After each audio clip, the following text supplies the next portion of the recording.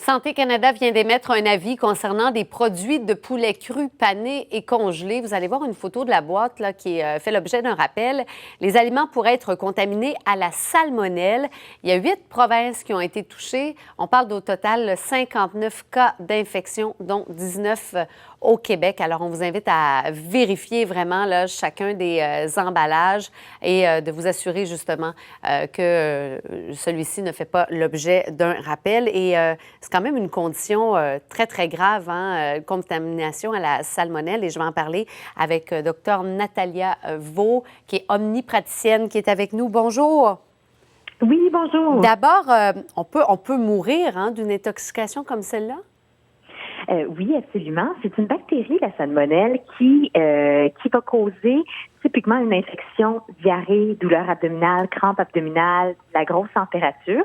Quelqu'un qui est en bonne santé est capable de se débarrasser de l'infection naturellement en 1 à 2 semaines, sans traitement, mais quelqu'un qui est immunosupprimé, là, donc un enfant, une personne plus âgée, une personne enceinte, quelqu'un qui a déjà une maladie chronique là, comme le diabète, des maladies cardiaques, bien, ça va être plus difficile. Puis oui, ils peuvent nécessiter une hospitalisation là, lorsqu'ils sont atteints. Alors, on évoquait les symptômes tout à l'heure. Quels sont-ils?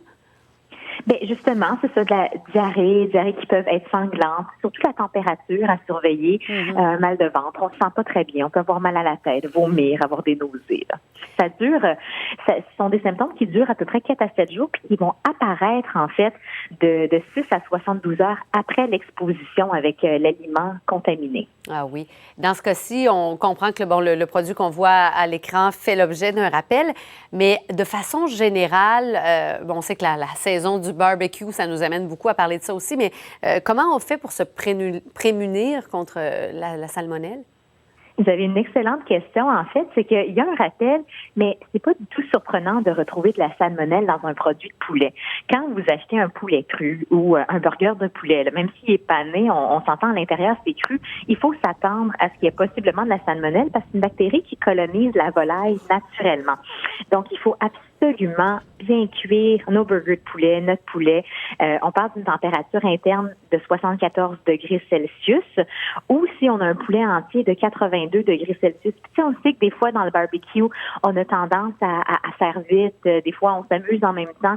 Alors, on surveille bien la cuisson. L'autre chose, c'est évidemment le burger de poulet, malgré qu'il y a une panure dessus, ben, on le considère comme un poulet cru.